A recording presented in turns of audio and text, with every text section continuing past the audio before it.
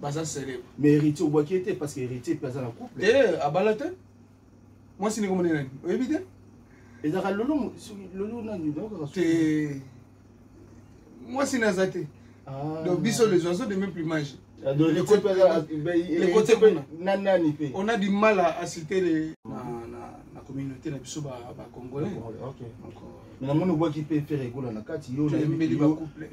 osenga ba longo la photo ya rigoler na osenga ba longo la photo ya faire rigoler na émission ya ndeko nanga na pesi mbote umbeli osenga ba longo la photo embeli ba couple nyonso Mohamed Moleka never stop leto nananye trésor mankuru nananye Julio Damba nananye Fatima Sakidi nananye Kumbela mama kumbela cheke kumbela mokili kumbela cheke kumbela kumbela kumbela mokili trésor de la presse trésor makou kumbela mama kumbela kumbela cheke mokili kumbela kumbela kumbela trésor makou.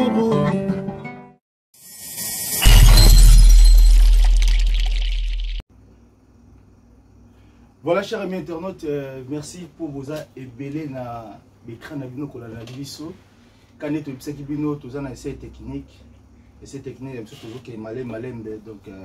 bon mon abiso bon mais c'est na mon abiso car 15 minutes 20 minutes wana pour tous en a quatre essai technique tout la ceux qui baloba na biso qui ba bonner na biso ba kufa.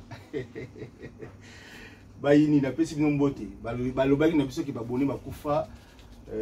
Toujours mais tout à ce babonon n'a pas pu faire solo quoi donc bon mon déjà ah toi qui na studio kumbela moki toujours quand tu sarabino toujours ah na studio studio NG et pas Serge Kabango mon vieux juste Saline na musika toujours ah on a invité bon moni toujours na Junior Wendo ils écoutent OK musika te ba staff tout ba massa tout ba soutenir biso na pesi bino mbote donc vous aura toujours branché la chaîne bino kumbela moki Gilles Tamba ambassadeur la personne beauté la personne vraiment c'est tout en beauté donc vous aurez toujours on a branché la biso quoi bonsoir papa bonsoir Ndeko bonsoir Junior Wendo bonsoir Trésor Mankuru voilà Kumbela Mokili c'est la première photo on a quand il y a Kumbela Mokili na yebi ki to rejoa penza battant to solola ne belé to na plateau na pesi na Bosen TV na lolo mutima o a pesi biso studio au félé to bano sala l'émission pour na plateau pendant félé quoi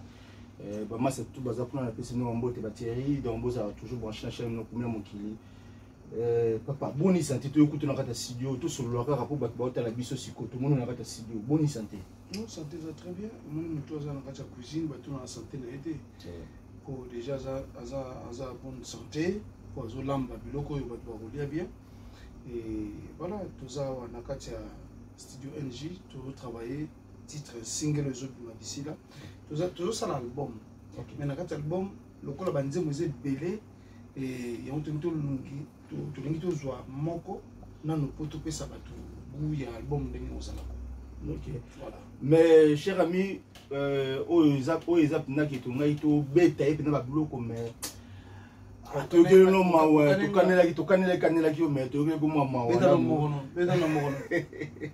to no momo ko yo zo kan sango za minene mais beta mona te album to so la biso penda single to so longo penda mais il y a des années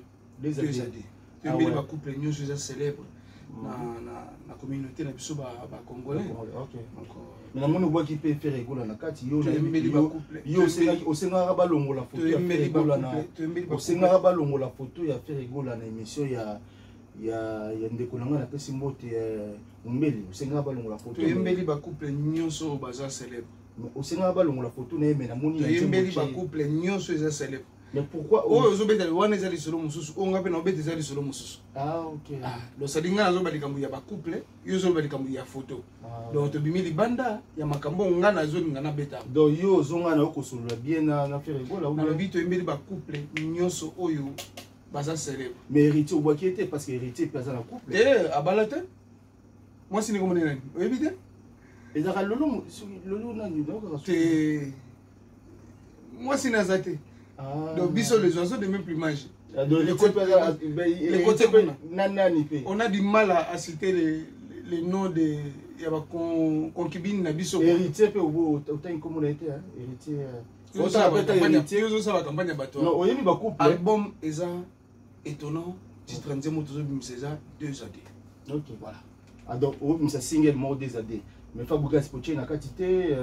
La ligne n'a pas Fabregas na terri à Lino pour. Mais n'a nous pas si les temps sous ce bimananga. Na pas si Fabregas mbote depuis pomba yo depuis qu'on a nani yo. Depuis qu'on a net depuis. Non mais Nzembo boyo kan Nzembo et Nzembo isa des AD. Au single au bimakala mingi te awa donc au bisto yaki quand même tout couvrir yango boyo kango. Après on interview na biso awa bozo moi isre nambo Serge Kabango au chef moi parti toyoka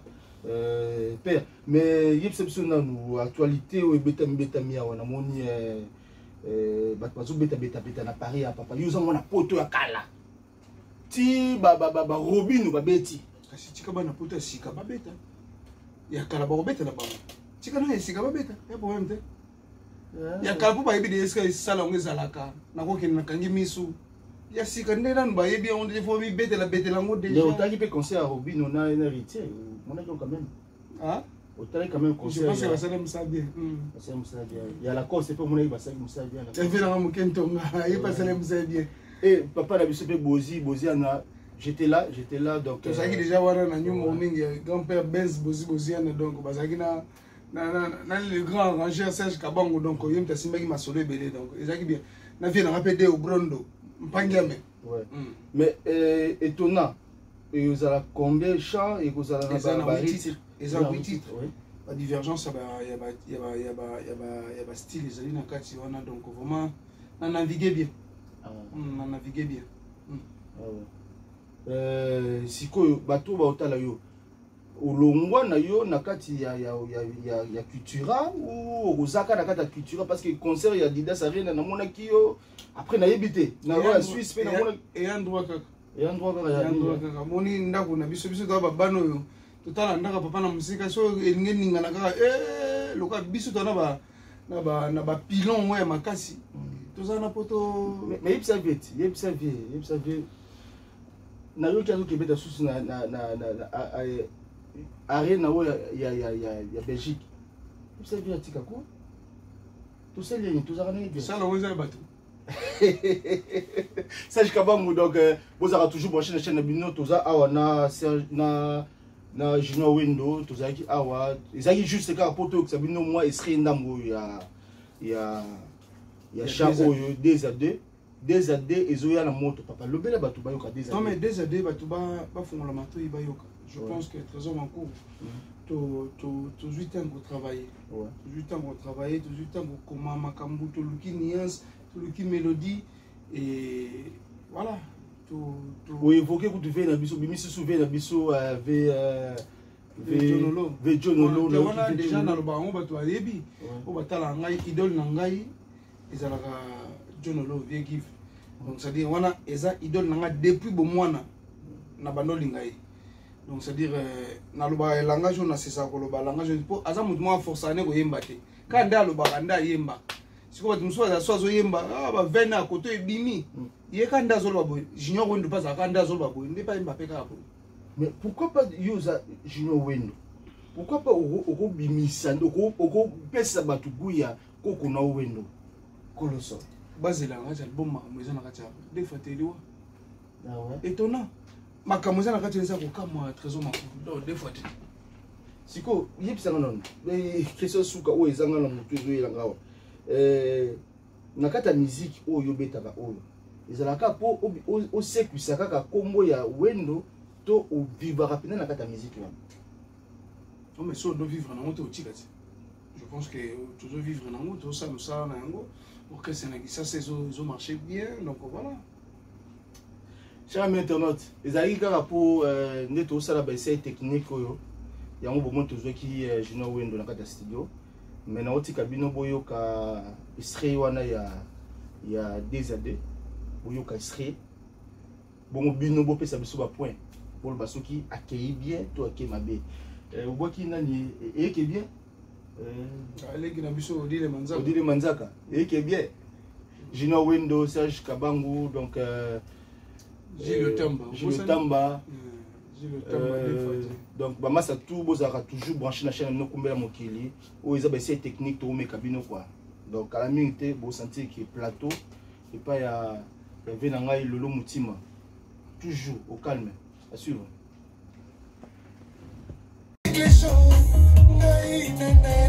Jean-Marie Boto Chigné Wendo Nananye Odile Manzaka Eke bien Rems Kumana Tala Tibas Azana Marina Ye Serge Kabangu Azana Lila Na Ye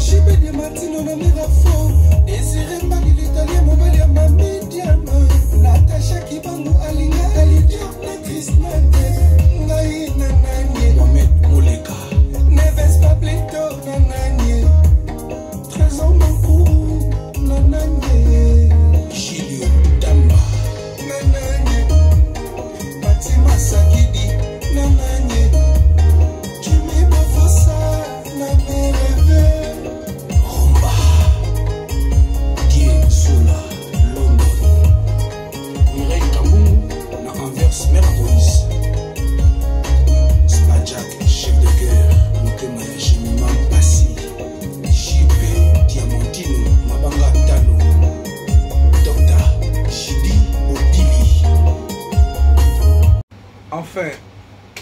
album Oyo Kombo Nango ezali étonnant.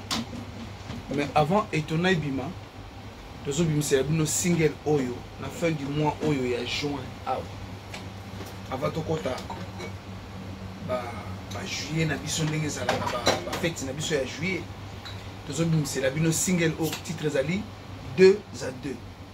Azaka ka mwana Oyo azana kati album étonnant. Pour na kati album étonnant, eza makamu seza wana. Yambo Junzem Oyo 2 à 2. To embeli ba couple nyonso eza célèbre. Eza lokola Serge Kabangu na Mama Lila. Eza lokola ndeko nanga Fali Pupa na Nana Ketchup. Eza lokola Ferre Gola na Cilia Aigle Jaune. Donc eza lokola ngai na nani. C'est-à-dire voilà. Album Oyo vraiment eza étonnant. Eza étonnant. Elobi nani Trésor neti na nani. Trésor Mankour ye azana nani. Bon ngana bi oyo azana ime to album étonnant.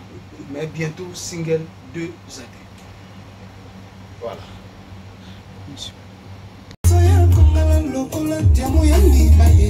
Gentillesse le dakaye lokola Hôtesse Chris Kinda mon chic mokolo liboso na kendeki kotala baye nakotaki ye epai ya voisin moko yeyeye problème esalaki te yembaki ngonga ye die kaka die bien Kumbela, mama kumbela, cheke kumbela, mokili, kumbela, cheke kumbela, kumbela, kumbela mokili, trésor de la presse, trésor ma cour, kumbela, mama kumbela, kumbela, cheke mokili,